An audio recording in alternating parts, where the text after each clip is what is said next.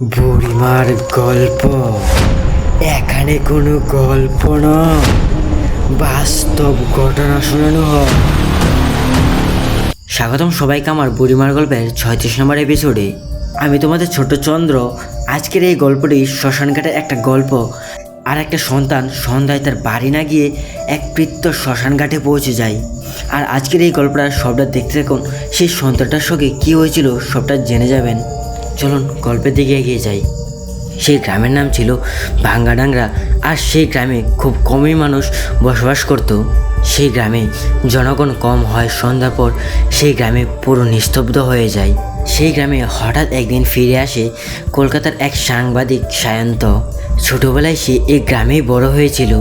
আজ থেকে 15 বছর আগে তার বাবা মার মৃত্যু হয়। সে এই গ্রাম ছেড়ে কলকাতায় চলে গিয়েছিল।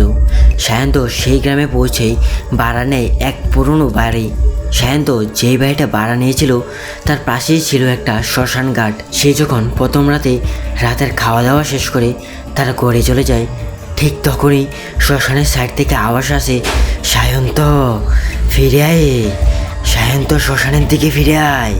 সে আওয়াজ শুনলেও সে ভাবলো সে সারাদিনে ক্লান্ত গাড়ি ঘোড়া চড়ে সে মনে হয় ভুল শুনছে। কিন্তু সায়ন্ত যেই বাড়ি ভাড়া নিয়েছিল সেই বাড়িতে ছিল একটা কুকুর।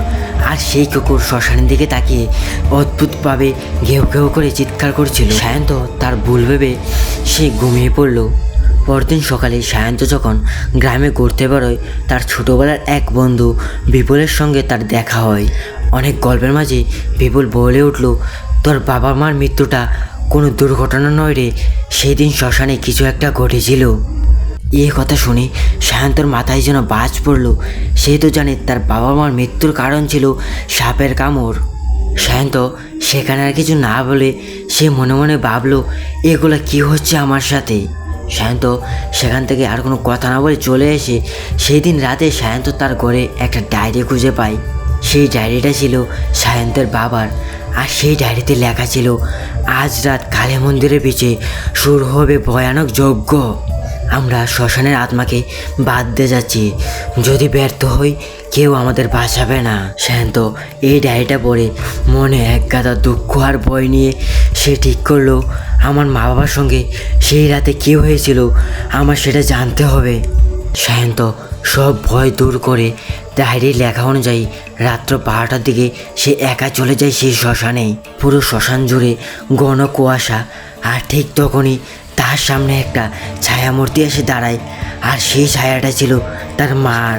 কিন্তু তার মার চোখের জায়গায় গর্ত হয়ে রয়েছে। তার মা বলে উঠল, সায়ন্ত আমাদের মুক্তি কর, সে আমাদের আটকে রেখেছে।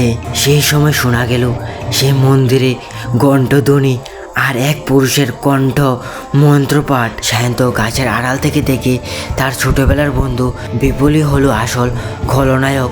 সে আত্মাদের বন্দি করে সে অমর হতে চায়। সায়ন্ত তার বাবার ডায়েরিতে লেখা মুক্তির মন্ত্রপাঠ করতে থাকে। আর ঠিক ঘড়ির কাঁটা তখন 12:45 ছুতেই শ্মশানে এক বিস্ফোরণ আওয়াজ হয়।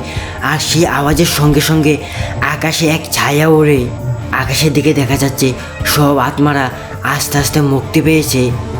আর বিপুল জ্ঞান হারিয়ে মাটিতে পড়ে গেল।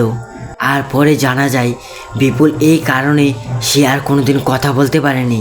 আজকের এই গল্পটা এই পর্যন্তই। আর এই গল্পটা আপনাদের কাছে কেমন লেগেছে প্লিজ কমেন্টে জানাবেন। আর আপনাদের কাছে যদি এরকম কোনো গল্প থেকে থাকে তাহলে নিচে দেওয়া জিমেলে গল্পটি পাঠিয়ে দিন। আপনাদের দেওয়া গল্পটি আমি ভিডিওর মাধ্যমে তুলে ধরার চেষ্টা করব। সবাইকে অসংখ্য ধন্যবাদ ভিডিওটা শেষ পর্যন্ত দেখার জন্য।